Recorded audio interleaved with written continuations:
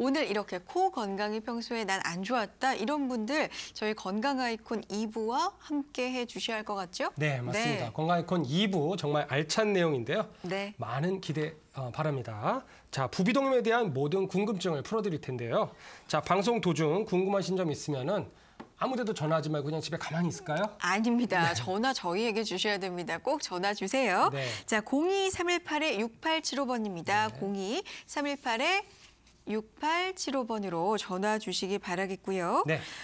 문자는요. 샵 3772번으로 문자 주시면요. 자세하게 상담해 드리도록 하겠습니다. 네. 자, 오늘 도움 말씀 주실 선생님 모셨습니다. 이비인후과 전문의 선생님이신데요. 네. 권혁성 원장님 나오셨어요. 안녕하세요. 예, 안녕하세요. 네, 반갑습니다. 네, 반갑습니다. 네. 자, 원장님, 예, 저희가 정말 궁금한 게 부비동염 어디서 많이 들어본 것 같거든요. 예, 예. 근데 부비동 정확하게 또 어디 있는지를 모르겠어요. 예.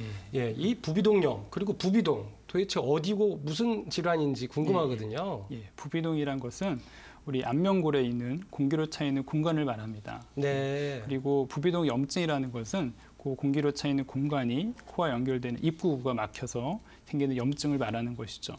네. 대부분은 비염이 선행되고 그와 동반돼서 염증이 생기기 때문에 비부비동염이란 명칭이 더 정확한 명칭이 되겠습니다. 비부비동염. 예, 비부비동염. 아하, 예, 예. 네. 축농증이라고도 하죠. 예. 네. 축농증. 예. 축농증이라는 말을 사실은 더 흔하게 좀 시근하게 네. 많이 들어본 네. 것 맞습니다. 같아요. 네. 네. 자, 축농증, 부비동염은요, 이 한국인의 10대 만성 질환의 세상에 꼽혔대요. 네. 그만큼 흔한 질병이라고 들었는데, 네.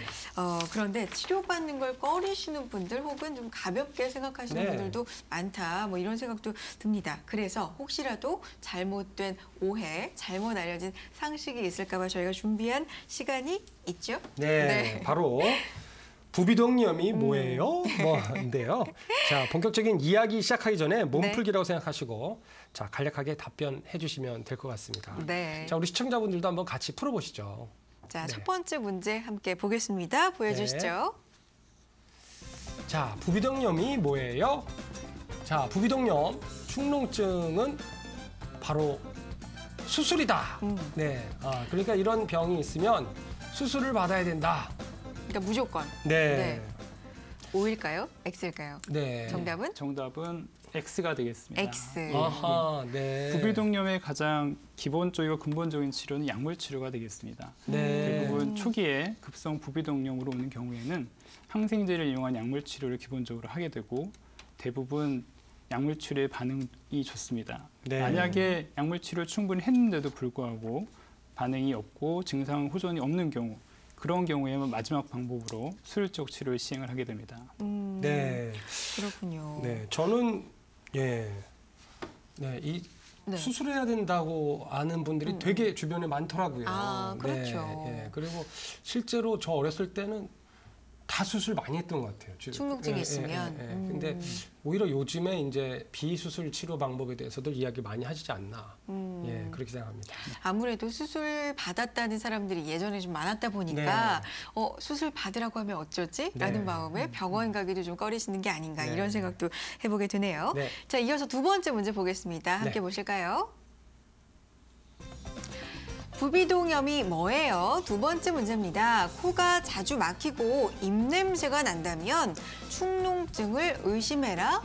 라는 문제인데요. 네. 아, 그래요. 코가 뭐 자주 막히는 것까지는 이해가 예, 예. 되는데 네. 입냄새하고도 축농증이 관련이 있을까요? O인가요? X인가요? 예, 옵니다. 아하. 네. 부비동염이 생기게 되면 코 안에 부비동 공간에 점액이 쌓이게 됩니다. 네. 그 쌓이는 점액이 농으로 변하게 되죠. 네. 농으로 변하게 되면 거기서 냄새를 유발하게 됩니다. 네. 그래서 부비동염증 치료받으시는 많은 분들 중에 하나가 코에서 냄새가 난다. 혹은 입에서 냄새가 난다. 그럼 구취 증상으로 오시는 분도 있고 물론 코막힘이 동반되게 됩니다. 그래서 네. 코막힘과 입냄새가 나는 경우에는 부비동염증을 의심해서 병원 진료를 받아보시는 게 도움이 되십니다. 아, 그래요. 입냄새하고도 연관이 있군요. 네, 그렇군요. 이 알겠습니다. 입 주위에, 코 주위에 있는 네. 부비동에 아무래도 고름이라고 쉽게 네, 얘기하시겠죠. 그렇죠. 예, 고름이죠. 그런 게 예, 있다 예. 보니까 거기서 냄새가 나는군요. 냄새가 날 수 있습니다. 알겠습니다. 자, 네, 저는 또 주위에서 이런 말을 많이 들었어요. 어떤 말이요? 네, 이게 이제 부비동염으로 항생제를 일주일 먹었는데, 염증이니까. 네. 네네. 그런데 이제 또 다시 일주일 더 먹어라. 예, 이렇게 항생제를 좀 많이 먹으면 안 좋은 거 아니냐 이런 얘기를 좀 많이 들었었거든요. 그런 생각들 많이 네, 하시죠. 그것과 관련된 재미있는 이야기가 있네요. 한번 보여주시죠. 네, 부비동염이 뭐예요? 자, 항생제를 너무 오래 먹으면 안 좋다. 네, 부비동염에서 항생제를 너무 오래 먹으면 안 좋다. 네, 이런 얘기도 참 많이 제가 들어본 것 같은데. 근데 이거는 뭐 맞는 예, 얘기 예. 아닐까? 너무 오래 먹으면 항상 뭐든 안 좋은 게 아닐까 이런 생각이 드는데 O입니까 X입니까 원장님? X입니다. X. 네, 아 예. 그래요? X입니다. 예. 네. 대부분 부비동염 생기는 원인이 바이러스성 감염, 그러니까 감기죠. 감기 걸린 후에 세균성 염증으로 인해서 이 부비동염이 생기게 됩니다. 그래서 보통 환자분들이 오시면 적절한 항생제 투여를 먼저 시작을 하게 되는데 항생제 투여했을 때 48시간에서 72시간, 그러니까 3일 안에 대부분 증상 완화를 보이게 됩니다. 네. 증상 완화를 보이게 되면 이제 그 이후에 바로 약을 끊는 게 아니라 그 이후에 한 일주일 정도 약을 충분히 투여를 해서 완치를 목표로 치료를 하게 됩니다. 보통 10일에서 한 2주 정도 약물 치료 충분히 하는다고 생각하시는 네. 게 맞겠습니다. 한 예. 열흘에서 네, 2주, 2주 14일 정도. 예, 정도 맞습니다. 네. 약물 치료를 좀 꾸준히 해보시는 게 효과를 볼 수가 예, 있군요. 예, 그렇군요. 네, 알겠습니다. 자, 저는 다음 문제 보고 맞아, 나도 이 얘기 들어봤는데 답이 뭘까 좀 궁금했습니다. 함께 네. 보실까요? 부비동염이 뭐예요? 자, 부비동염이 있으면 잠잘 때 코를 곤다라는 궁금증인데 네. 아무래도 이런 얘기가 많은 거는 여기에 코 주변에 염증이 아무래도 차 있으면 네. 코를 골지 않을까? 네. 막연한 생각에 그런 생각이 들거든요. 예, 예. 네. 뭐가 답인가요? 네, 정답은 O입니다. 맞군요. 예. 네. 부비동염이 생기게 되면 코 안에 점막이 붓게 됩니다. 네. 그러면 앉아 있을 때나 누웠을 때, 특히나 눕게 되면 코막힘이 더 심하게 네. 유발이 되고 그렇게 되면 코 안으로 공기 흐름이 많이 줄어들게 됩니다. 음. 그럼 입을 벌리고 자게 됩니다. 네. 입을 벌리고 자게 되면 입으로 흐르는 공기 흐름이 더 많아지게 되겠죠. 그러면 그걸로 인해서 코골이도 더 심해질 수 있는 원인 중에 하나가 될 수가 있습니다. 네, 그렇군요. 알겠습니다. 네, 얘기가 점점 재밌어집니다. 그래요. 자, 마지막 질문 보여주시죠. 네, 부비동염이 뭐예요? 자, 부비동염 축농증은 재발하기 쉽다. 네, 뭐 이거는 맞을 것 같은데요. 무조건. 그래요. 네. 워낙 이 코라는 게요. 코가 안 좋으신 분들은 예. 계절에 따라서 영향 너무 많이 예, 받고요. 예, 영향 많이 치료가 받습니다. 됐다 싶다가도 계절이 좀 바뀌거나 이러면 재발하는 경우도 주변에 많이 봐서 이런 생각들 많이 하실 것 같거든요. 예, 예. 답이 뭔가요? 정답은 세모입니다. 세모? 예. 네. 부비동 염증을 일으키게 되는 원인 중에 하나가 알레르기 비염 아니면 이제 감기, 이 온도 변화 그런 게 가장 큰 영향을 받게 되죠. 그래서 병원에 와서 치료를 받고 다 좋아지셨다가도 다시 재발하는 경우가 종종 있긴 합니다. 하지만 알레르기 비염이나 그런 평소에 생활 수칙을 잘 유지를 하신다 그러면 네. 재발하지 않고 지내는 경우도 상당히 많으십니다. 네, 그렇군요. 알겠습니다. 세모라고 한다면 지금 보시고 그러면 어차피 완치라는 게 정말 100% 없다면 치료 안 받아도 되는 게 아닌가라는 생각들 또 하실 것 같은데 네. 그거는 아니라는 점 이 방송 통해서 계속 함께 네. 하시면서 알아가셨으면 좋겠고요. 자, 오늘 코 건강, 이 부비동염에 대해서 궁금하신 점 저희와 함께 전화 통해서 상담해 주시기 바랍니다. 02-318-6875 서울 전화 02-318-6875번으로 전화 주시면요. 자세하게 네. 상담 받아보실 수 있습니다. 자, 이제부터 부비동염에 대해서 보다 자세하게 알아볼 텐데 이것부터 여쭤봐야 될 것 같아요. 부비동염 정확하게 어떤 질환인가요? 네, 부비동염은 좀 전에 말씀드렸지만 우리 안면부에 있는 공간이죠. 공기로 차 있는 공간, 부비동 안에 염증이 생기게 되는 질환입니다. 네. 부비동이 건강하게 유지되기 위해서는 부비동 입구부, 개구부라 그러는데 그 부위가 잘 열려 있고 환기가 잘 돼야 하는 그런 게 중요합니다. 그리고 선모 운동이라고 해서 코 안에 있는 분비물의 움직임을 도와주는 선모가 있는데 선모 운동이 잘 유지가 되어야 되고 정상적인 코의 분비물, 점액이 잘 나타나는 그런 게 필요합니다. 지금 사진 화면에 그림으로도 나오는데 부비동이라는 그 위치가 코 네. 옆 눈 아래. 예. 거긴가 봐요. 네. 아, 지금 여기 사진상에서 보이는 여기 부위, 네네. 여기 우리 코 옆에 눈 아래 보이는 이 부위는 상악동이라고 하는 아, 부위입니다. 그렇군요. 예, 가장 큰 부위죠. 네. 그래서 부비동이라는 부위 여기만 있는 건 아니고요. 이 눈 위쪽 전두동이라고 해서 그쪽에도 부비동이 있고 네. 코 안에 사골동이라고 해서 가운데 부분에도 있고 네. 코 뒤쪽에 저평동이라고 해서 뒤쪽에도 부비동 공간이 있습니다. 네. 그렇군요. 네.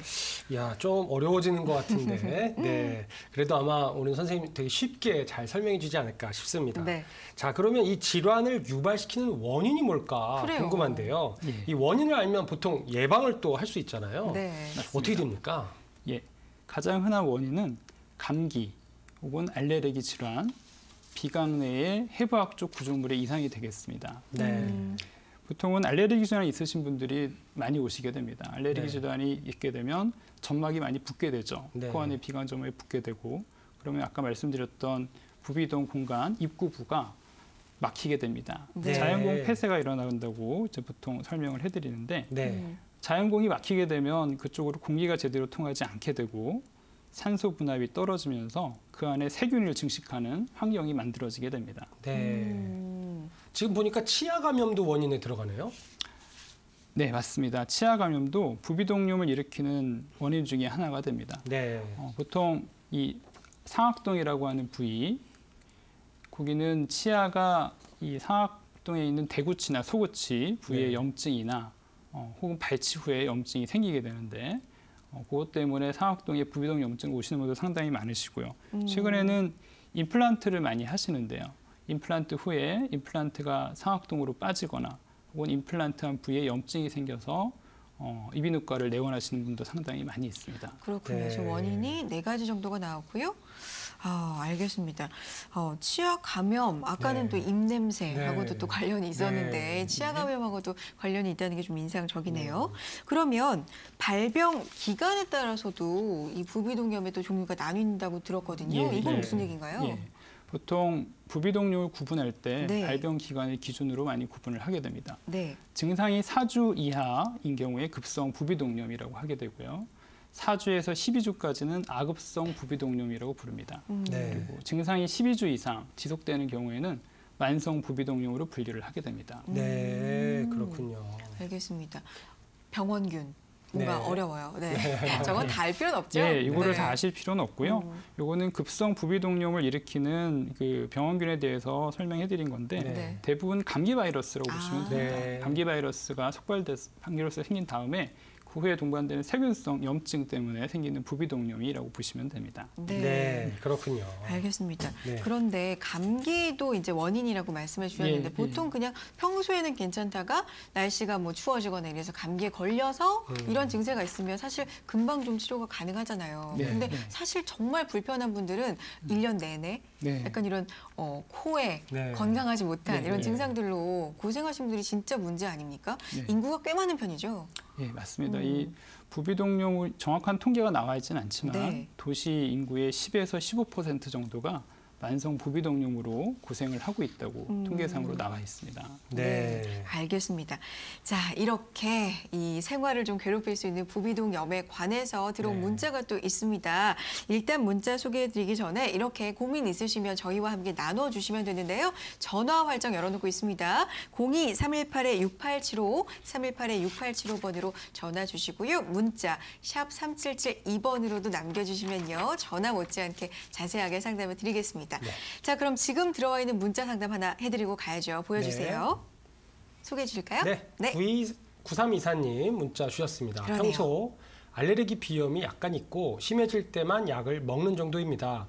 자, 그런데 이번에 한 달 정도 콧물이 계속되고 깜짝 놀랄 정도로 계속해서 누런 콧물이 뿜어져 나오는데요. 자, 검색해보니 급성 부비동염인 것 같은데 맞나요? 자, 그러면 병원에 가야 하나요? 이렇게 물어오셨습니다. 그러니까 네. 평소에도 예, 예. 비염을 앓고 계시고 한 달 정도, 굉장히 오래네요. 콧물이 계속되는데 이게 증상 중에 누런 콧물도 부비동염 증상 중에 예, 하나인가요? 흔한 증상 중에 하나입니다. 아. 예. 네. 부비동염증이 생기게 되면 코 안에서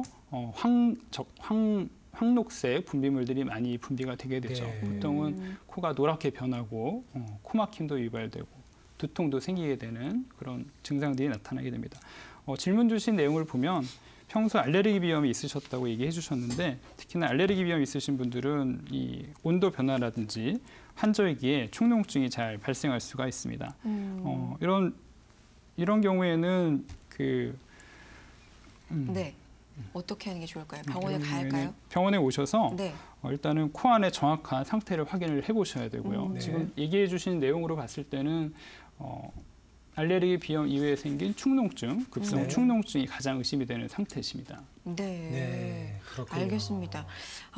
요즘에는 사실 인터넷 검색이 정말 어디서나 되잖아요. 스마트폰으로. 그러다 보니까 나한테 뭔가 몸 어디에라도 증상이 좀 있다, 이상하다 싶으면 바로 인터넷으로 찾아보게 돼요. 그러면 거기 좀 검증되지 않은 정보들이 굉장히 많기 때문에 네. 이런 걸로 좀 더 혼란스럽지 않나, 혼돈을 들이지 않나 싶습니다. 네. 꼭 정확한 병명을 위해서는 병원을 찾으셔야 된다는 점 다시 한번 강조드리고 싶고요. 네.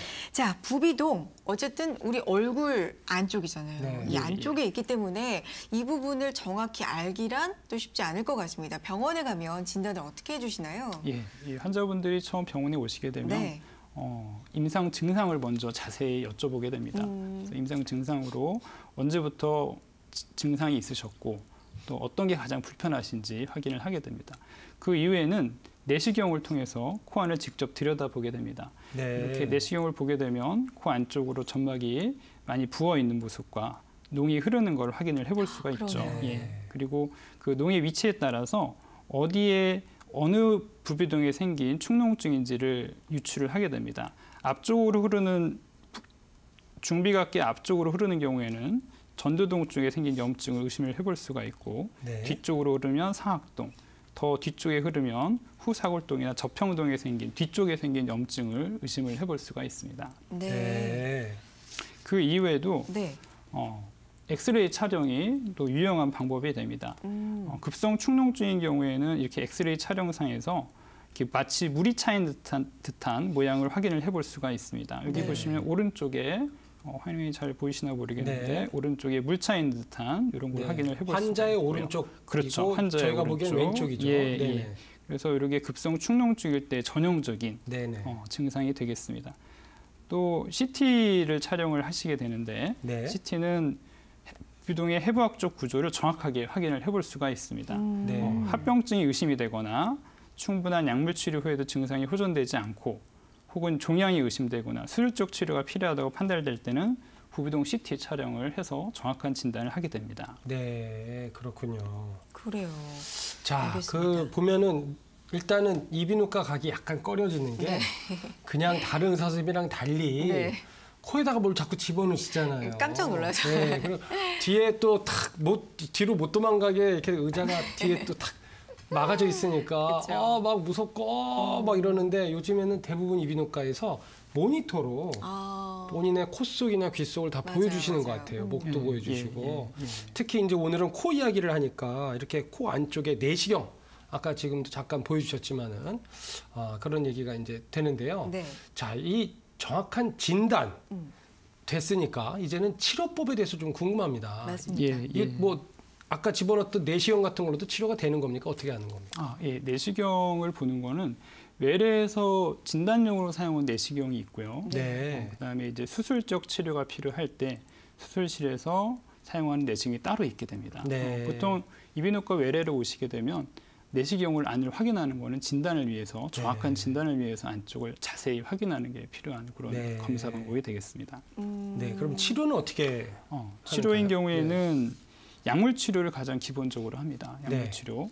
급성 부비동용으로 오시는 경우에는 항생제 네. 그리고 혈관 수축제나 네. 항히스타민제. 이거는 이제 콧물 분비를 줄여주는 약이죠. 네. 스테로이드 제제나 점액 용해제 혹은 코세척, 상악도 천자를 통해서 급성 부비동용 먼저 약물 치료와 보존적 치료를 먼저 사용을 하게 됩니다. 네. 그렇군요. 지금 항생제 투여하고 과로하고 가장 중요 이렇게 쓰셨는데 예, 예. 우리가 아까도 잠깐 알고 싶다가 아니라 Q&A에서 보니까 무조건 수술하는 게 아니다 이렇게 말씀해 주셨잖아요. 예, 예. 이게 약물이 바로 여기에 해당되는 거겠군요. 맞습니다. 네. 예, 약물 치료가 가장 중요한 치료 중에 하나고 적절한 항생제를 적절한 기간 동안 충분히 투여하는 게 급성 부비동염 치료의 가장 중요한 부분이 되겠습니다.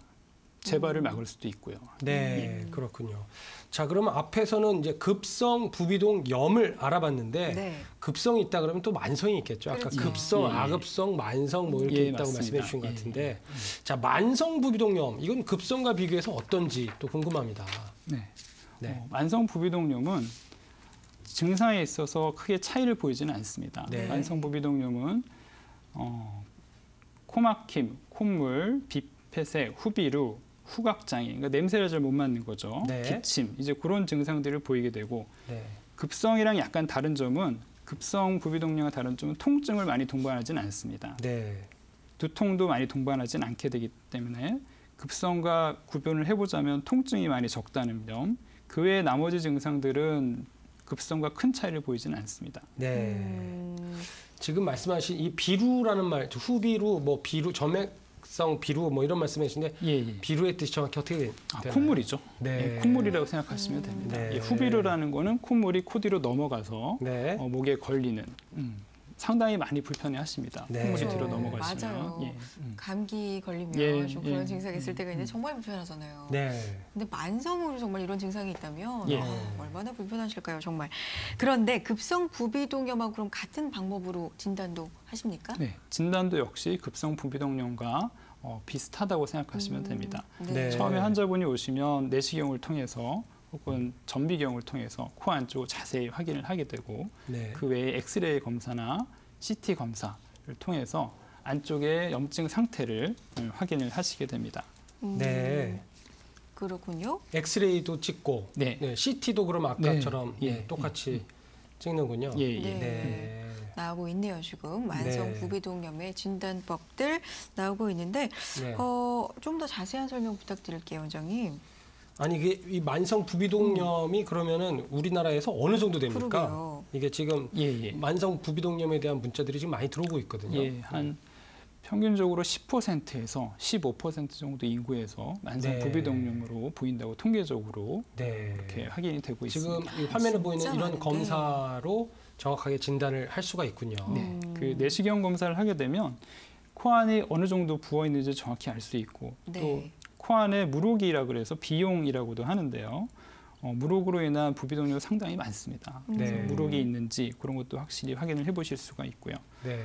어느 쪽에 염증이 있는지 이 코 안의 위쪽, 아래 중간, 아래 부위를 다 확인을 해볼 수가 있습니다. 그리고 코 안의 공간뿐만 아니라 코 뒤쪽, 비인두 쪽도 콧물이 흐르는 거를 확인을 해보실 수가 있고 엑스레이 검사나 CT 검사를 하게 되면 구조적 이상 유무를 정확히 알 수가 있습니다. 네, 알겠습니다. 네. 자, 이렇게 만성 부비동염을 앓고 계신 분이 문자 사연을 또 주셨다고 하는데요. 네. 어떤 사연인지 보고요. 해결해 드리겠습니다. 보여주실까요? 네. 어렸을 때부터 만성 부비동염입니다. 농이 많이 차서 뱉어내고 다크서클도 심합니다. 두통도 꽤 있고요. 치료를 이것저것 하고 있긴 합니다만 확실하게 치료되는 것 같진 않아요. 나아지질 않으니 생활 자체가 힘드네요. 효과적인 치료법 좀 알려주세요라고 보내주셨습니다. 네. 진짜 힘드신 것 같아요. 예, 네. 예, 지금 사연 주신 내용을 보면 만성 부비동염으로 고생을 많이 하고 계신 것 같습니다. 네. 예.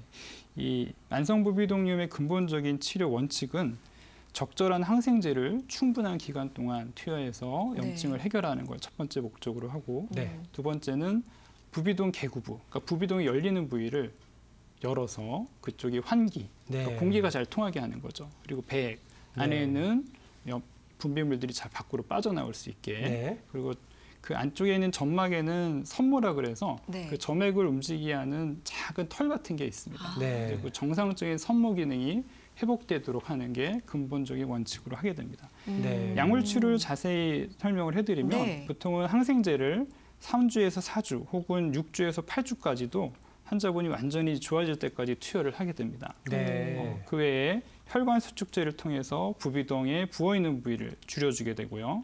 점액 용해제는 점막의 흐름을 용이하게 해서 부비동염이 좋아지게 하는 약제로 사용을 할 수가 있습니다. 네. 네. 그 외에 통증이나 염증을 줄이기 위해 진통제를 사용하게 되고 알레르기 비염이 있으신 분들 같은 경우에는 항히스타민제를 같이 사용을 하기도 합니다. 네. 그리고 국소 스테로이드라 그래서 코 안에 뿌리는 제제가 있습니다. 이것도 역시 네. 상당히 효과적인 치료 효과를 보이게 됩니다. 네. 그 외에는 생리식용수 세척, 가습, 증기 흡입 등이 있습니다. 네. 이 생리식용수 세척을 하시면 안쪽으로 점막이 붓기도 좀 가라앉게 되고 네. 혈행도 상당히 도움을 받아서 효과가 상당히 좋습니다. 코세척이라고 하죠. 네. 예. 그러면은 이렇게 약물 치료 말고 수술적인 치료 방법도 있죠. 예, 수술적 치료를 보통 많이 하시게 됩니다. 네. 약으로 해결이 안 되는 충분히 약물 치료를 하고 앞에 말씀드린 보존적 치료를 했는데도 불구하고 해결이 안 되시는 부비동염 같은 경우에는 수술적 치료를 고려를 하게 됩니다. 네. 과거에는 염증 자체, 모든 점막의 염증을 제거하는 고식적 수술을 했다면 최근에는 부비동을 이용해서 코 안에 있는 최소한의 염증과 점막 상태를 해결함으로써 안의 공간이 좋아지는 그런 수술을 하게 됩니다. 여기 보면 뭐 개구비도단이라고 해서 있는데 네. 이 코 안에 부비동이 열리는 공간이라고 보시면 됩니다. 입구 부위, 네. 입구 부위를 충분히 열어서 점막을 정상화시키는 부비동 내시경 수술을 최근에는 많이 하고 있습니다. 그렇군요. 그렇군요. 이거 궁금한 게 네. 이 수술 혹시 그러면 입원을 해야 되는 겁니까? 어떻게 마취는 전신 마취를 하나요? 국소 마취를 하나요?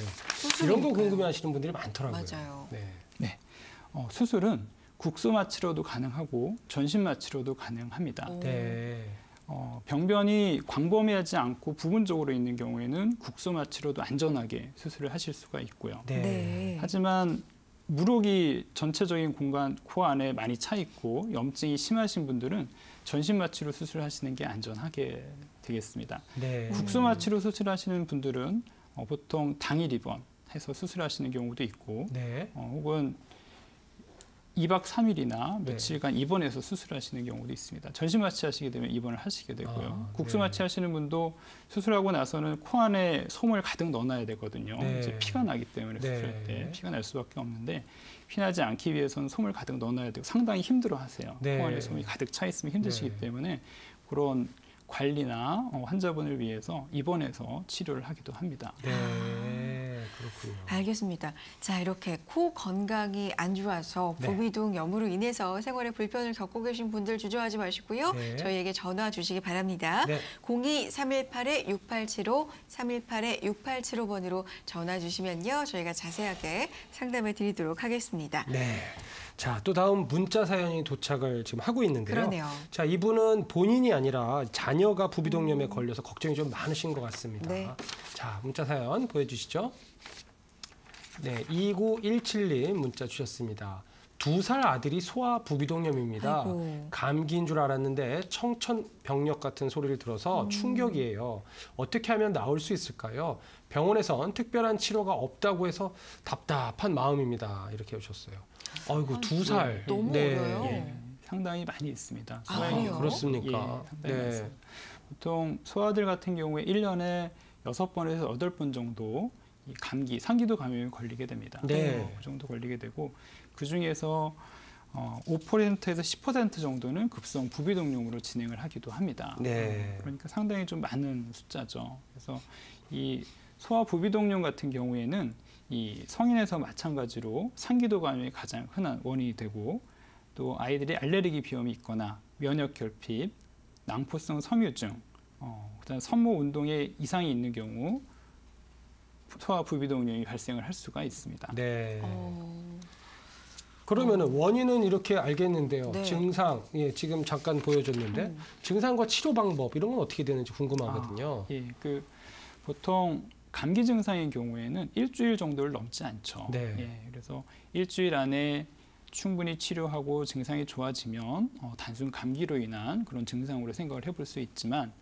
약물 치료 충분히 하고 했는데 10일 이상 증상이 있고 지속되는 경우에는 급성 부비동염을 의심을 해보셔야 됩니다. 네. 알겠습니다. 네. 어, 특별한 치료 방법이 없다 그랬거든요. 병원에서는. 네. 그래서 더 걱정이신 것 같은데 네. 치료법이 예. 정말 없는 건가요? 있을 것 같아요. 예, 그래도. 네. 소아에 생기는 부비동 염증은 네. 약물 치료를 원칙으로 똑같습니다. 그래서 네. 축농증에 아까 말씀드린 것처럼 항생제를 네. 충분한 기간 동안 치료를 하게 됩니다. 그 외에 혈관 수축제나 점액 용해제 등을 사용을 하게 되고요. 네. 네. 치료가 안 됐을 때는 코세척이나 상악돈 천자 등의 치료를 하게 됩니다. 이런 약물적 치료로 대부분 회복이 되고, 만약에 치료가 안 되는 경우에는 아데노이드 절제술을 사용을 네. 하기도 합니다. 네. 아데노이드 절제술이라는 것은 이 코 뒤에 아데노이드라는 공간이 있습니다. 아데노이드는 이 아데노이드 커지는 경우에는 코막힘을 유발하게 되고, 네. 그 아데노이드 자체로 인해서 병원균이 그 안에 증식하는 위치로 작용을 하기도 합니다. 그래서 아데노이드 자체를 제거하는 아데노이드 절제술을 시행을 해주기도 합니다. 네. 그 외에는 부비동 내시경 수술을 소아에도 시행하긴 하는데요. 네. 네. 소아의 부비동 내시경 수술은 3개월 이상 약물 치료에도 반응이 없거나 부비동이 자주 재발하고 구조적 이상을 보이는 경우에 사용을 합니다. 혹은 뭐 동반된 합병증이 생겨서 있을 때 사용을 하기도 하고요. 네. 비용을 보이는 경우, 이제 물혹, 코 안에 물혹이 있는 경우가 있습니다. 물혹을 보이는 경우에도 수술적 치료를 고려를 하게 되고, 네. 상악동 후비공 비용이라 그래서 뒤쪽으로 크게 물혹이 생기는 경우에도 수술적 치료를 시행을 하게 되겠습니다. 네. 네. 자, 그러면은 지금 여기 문자 주신 분 정말 다행인 게 네. 그래도 치료 방법이 이렇게 있다는 그러니까요. 거예요. 치료 방법이 없지 않다.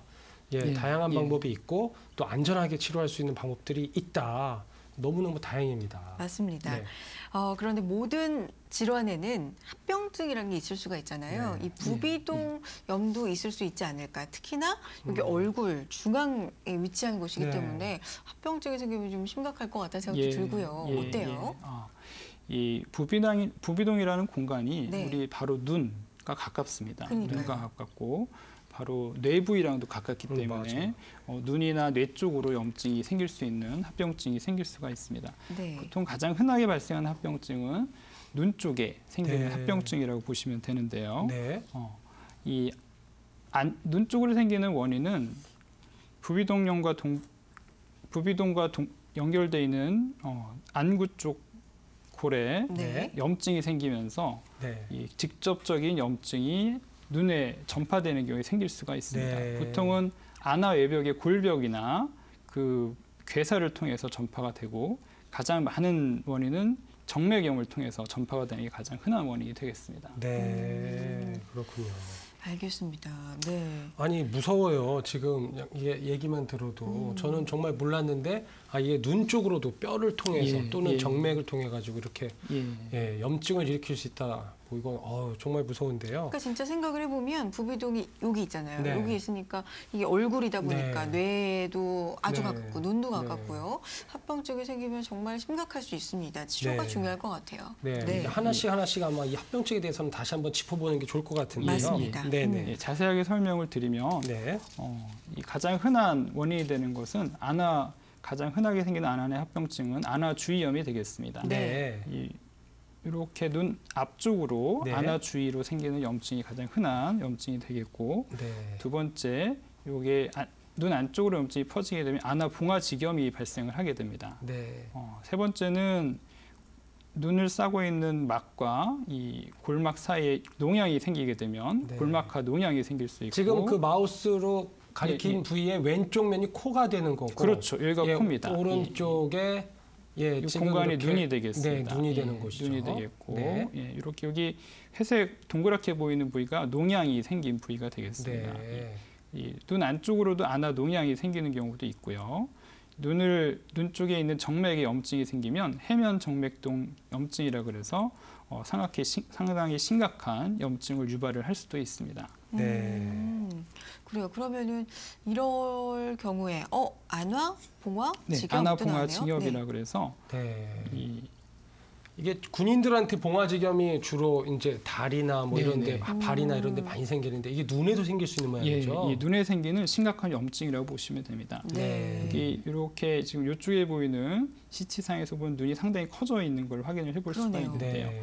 이 눈 안쪽으로 조직에 염증이 생겨서 아하. 이렇게 전체가 다 퍼져 있는 앙화, 봉화, 지경을 보여주는 그림이 되겠고요. 네. 골막하 농양은 이렇게 우리 여기가 보이는 코 공간이 되겠고요. 네. 요 회색이 염증입니다. 코에 네. 생긴 축농증이 되겠죠. 네. 그래서 이 코를 싸고 있는 막 아래쪽에 농양이 차며 생기는 농양입니다.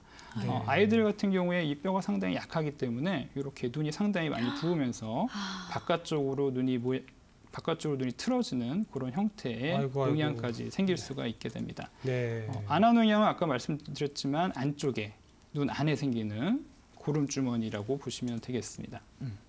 네. 아, 뭐 어린 아이의 사진도 좀 네. 나오는데 진짜 안타깝습니다. 근데 이럴 경우에는 해결 방법은 어떻게 될까요? 수술밖에 방법이 없을까요? 네. 이런 경우에는 네. 이 안과 선생님과 같이 협진을 하게 됩니다. 아, 네. 그렇군요. 눈 쪽과 같이 눈 쪽 부분은 안과와 이비인후과 같이 협진해서 충분히 치료를 하게 되고 네. 일단 입원을 해서 치료를 해야 됩니다. 네. 입원을 해서 우리 혈액 뇌 장벽이라 그래서 네. 뇌 쪽으로는 항생제가 잘 투과를 못 하는데 네. 혈액 뇌 장벽을 통과할 수 있는 충분한 광범위 항생제를 사용을 해서 치료를 하게 됩니다. 네. 항생제만으로 치료가 안 되는 경우에는 수혈적 치료가 필요하게 되는데 수혈적 치료는 내시경을 이용해서 농양을 제거하거나 혹은 코 바깥쪽 피부 절개를 통해서 농양을 제거하는 수혈적 치료까지 고려를 해야 되는 그런 네. 합병증이 되겠습니다. 네. 아, 그래요. 그렇군요. 자, 이게 뇌 쪽, 특히 아까 뭐 골수에도 염증을 일으킨다. 그래요. 정말 그렇게까지 되는 겁니까? 어떻습니까? 예, 흔하지는 않지만 면역 기능이 떨어지신 분들은 네. 뇌나 골수염까지 일으키기도 합니다. 네. 그렇군요. 알겠습니다. 자, 지금 부비동염에 대해서 자세하게 알아보고 있습니다. 네. 궁금하신 점이 있으시면요. 전화 주시기 바랍니다. 02-318-6875, 318-6875번으로 전화 주시면요. 자세하게 상담을 드리도록 하겠습니다. 네. 자, 문자 상담도 가능한데요. 샵 3772번으로 문자가 많이 들어오고 있습니다. 하나 소개해 드릴까요? 네. 네, 보여주시죠. 자, 1392님 문자 주셨네요. 네. 자, 부비동염이라고 수술을 해야 한다고 하는데요. 만약 하게 되면 완치는 가능한가요? 부비동염 수술하고 부작용이 있다는 얘기도 들어서 수술 결정이 많이 망설여집니다. 그래요. 네, 이렇게 문자 주셨습니다. 이런 분들 많으시죠? 네. 그러실 것 같아요. 어떻습니까? 예, 상당히 망설여 하십니다. 네. 처음에 오셔서 네. 이제 지금 염증 상태가 만성 부비동염이고 약으로는 해결하기가 어려운 상황이다 말씀드리면 네. 환자분들은 처음에 수술하기를 많이 꺼려 하시죠. 네. 아무래도 몸에 칼을 대는 이제 그렇죠. 그런 수술 과정 이것도 코안이 상당히 민감한 부분이다 네. 보니까 수술에 대해서 좀 망설여 하십니다. 네. 하지만 수술적 치료했을 때 이 안에 있는 염증을 깨끗하게 제거할 수가 있고 결과도 상당히 좋기 때문에 너무 망설여하지 마시고 정확한 진단이 되어서 수술적 치료가 필요하다고 얘기를 들으셨으면 정확하게 내시경 부비동 수술을 하시는 게 가장 네. 도움이 되시게 됩니다. 네, 부비동 내시경 수술을 예, 하는 게 맞습니다. 좋다 이런 예, 말씀이시군요. 예, 예. 네. 그러면 그거는 어떻게 수술을 아까 잠깐 얘기는 해주셨지만 어떻게 예, 예. 어, 하는 거죠? 보면서 예, 안을. 부비동 네. 내시경 수술이라는 것은 네. 내시경으로 코안을 직접 들여다보면서 하는 수술이 되겠습니다. 네. 코안의 구조물들이 상당히 좁고 이 하나하나 확인하면서 해야 되는 수술이다 보니까 내시경으로 정밀하게 보면서 하는 수술이 되겠죠. 네. 이 적응증으로는 만성 부비동염이나 재발하는 부비동염, 네. 그다음에 물혹들, 비용이라는 것은 이제 물혹을 말하는데요. 네. 물혹이나 점액 낭종 이런 낭종들이 있는 경우에 이 그리고 양성 종양이 수술하는 경우, 그리고 내척수액 누공이 폐쇄하는 경우, 그다음에 골절인 경우에도 내시경 수술을 보통 하기도 합니다. 그래서 이 내시경 수술을 하시게 되면 시간은 보통 이 병변에 따라 좀 다릅니다. 네. 아주 간단한 분들은 30분 정도면 아하. 가능하고요. 네. 심한 분들은 뭐 1시간 이상 걸리기도 하시죠. 네. 아까 말씀드렸지만 부분 마취나 전신 마취로도 수술이 다 가능합니다. 네, 그렇군요. 그리고 아까 이제 부비동염으로 인해서 합병증도 이런 게 생길 수 있다. 합병증에 네. 대한 이야기도 했었는데 그 합병증도 뭐 약으로도 치료가 가능하고 여러 가지 방법들이 있었어요. 네. 그 중에서 수술도 있었죠. 좀 심한 경우에는 수술도 가능한가 봐요, 원장님. 예. 네. 이 합병증이 심한 경우에는 네. 수술적 치료를 시행을 할 수도 있습니다. 네. 지금 보여드리는 이 화면은 네. 네. 이 오랫동안 네. 이 부비동염이 심한 경우, 이 네. 칼도액 수술이라 그래서 네. 상악동 질환이 심한 경우에 직접 입술 부위를 위로 들어 올린 상태에서 네. 안쪽 상악동 안쪽의 공간을 보면서 네. 안에 있는 점막을 다 제거하는 이제 그런 수술들이 되겠습니다. 네. 최근에는 하지만 내시경 부비동 수술을 하기 때문에 네. 빈도는 많이 감소했습니다. 네. 많이 감소했고 이런 식으로 처음에 입술을 위쪽으로 들어 올리고 뼈를 노출을 시키게 되고 네. 상악동 공간을 직접 들여다보면서 네. 안쪽에 있는 점막 염증을 다 제거를 해주는 그런 수술이 되겠습니다. 수술 부위가 좀 광범위한 만큼 근본적인 원인은 좀 쉽게 제거가 될 것 예, 같은데요. 맞습니다. 네. 안쪽에 있는 이런 이 내시경 수술로는 제거하기 어려운 네. 그런 부분에 대해서 근본적으로 다 제거를 해줄 수가 있고 네. 이 간혹 과거에 요 수술을 받으셨던 분들이 낭종이 생기시는 분들이 있습니다. 네. 수술 후 혀부 낭종이라고 네. 그러는데 얼굴 안에 낭종이 생기는 분들이 있는데 그런 분들 같은 경우는 요 칼두엘룩 수술을 통해서 제거하는 게 필요하겠습니다. 네. 네. 그렇군요. 수술에 또 다른 종류가 있을까요? 예. 네.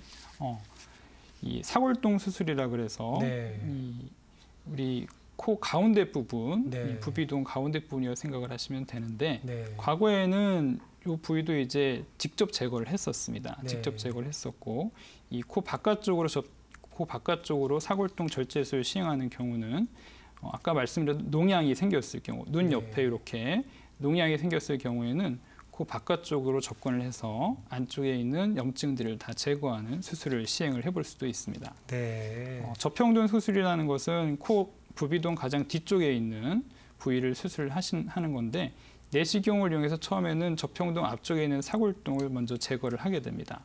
그 후에는 이 접형동에 있는 병변을 정확히 제거를 할 수가 있고 네. 보통은 뇌하수체 종양을 수술할 때 이 네. 접형동을 통해서 접근을 하게 됩니다. 네. 이 뇌랑 아주 가까운 부위네요. 네, 맞습니다. 예, 뇌하수체 바로 아래쪽에 접형동이 있기 때문에 네. 그쪽 부분을 열고 수술을 할 수가 있습니다. 네. 전두동 수술은 이 앞쪽, 전두동이라고 하는 곳은 우리 눈 바로 앞쪽 위쪽에 있는 부비동을 말하는 곳이고요. 그쪽에 염증이 생기고 골수염까지 생겼을 때는 부비동 내시경 수술만으로는 해결이 어려운 경우도 있습니다. 그런 경우에는 직접 절개를 통해서 뼈를 노출시키고 안에 있는 염증을 제거하고 관을 넣어서 수술하는 그런 방법을 시행을 하기도 합니다.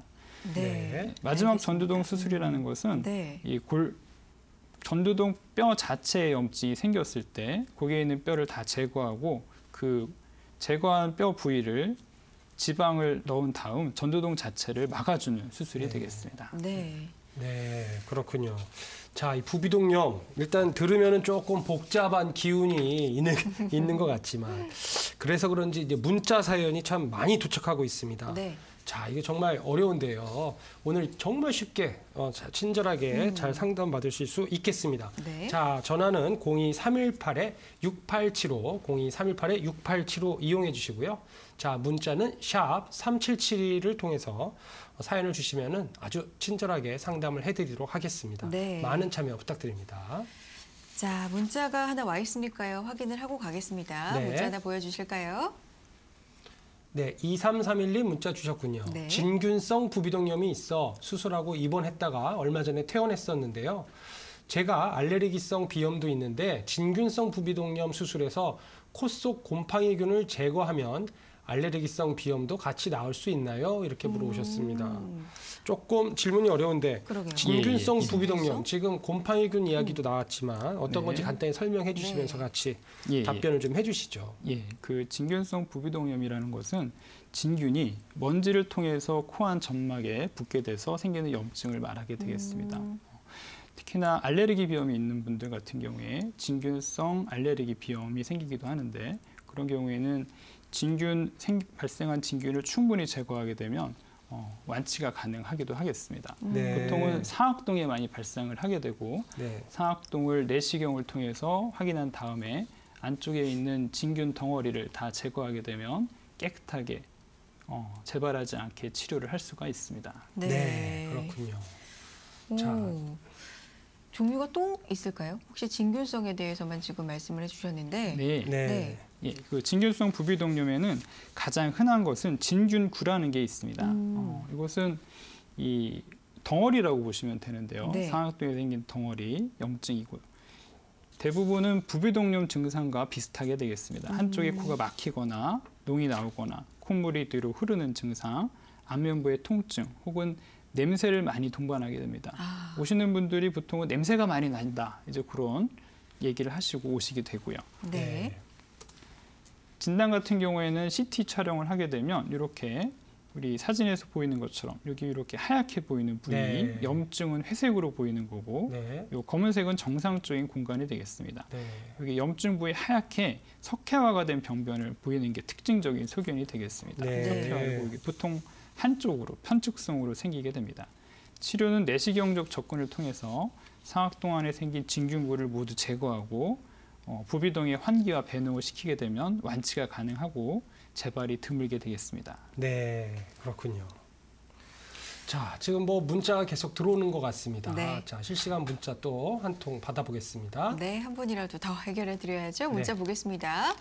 만성 비염 환자입니다. 20년 정도 됐습니다. 증상은 왼쪽 코는 코가 계속 고이고 오른쪽 코는 코가 거의 항상 막히는 증상이 있습니다.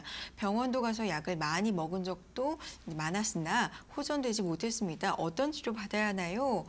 4664님 보내주셨는데 네. 20년 동안 알아오신 만성 네. 비염 예, 환자세요. 예. 근데 아마 좋아지다 나빠지다 계속 그래요. 그러지 않았을까 뭐 싶은데요. 재발하시는 것 같습니다. 이런 분들이 예, 많을 것 예. 같거든요. 예, 어떨까요?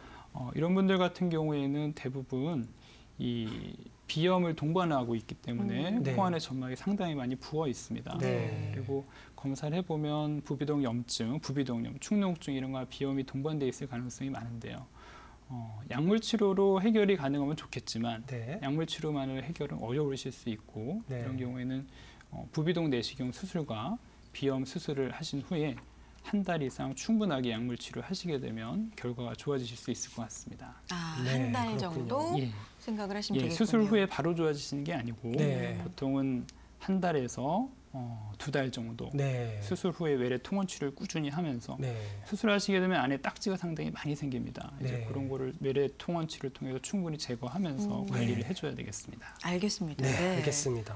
자, 오늘 부비동염 정말 굉장히 자세히 친절하게 아주 잘 설명해 주신 것 같습니다. 네. 자, 마지막으로 정리해주는 차원에서 당부하실 말씀이 있으면 한번 들어보겠습니다. 네, 그 부비동염과 비염으로 고생하시는 분들이 상당히 많습니다. 네. 이게 상당히 환자분들이 많은 만큼 진단 과정, 치료 과정도 정확하게 잘 알려져 있기 때문에 적절한 치료 받으시게 된다면 상쾌한 코, 시원한 코가 되실 수 있을 거라 생각을 합니다. 맞습니다. 네.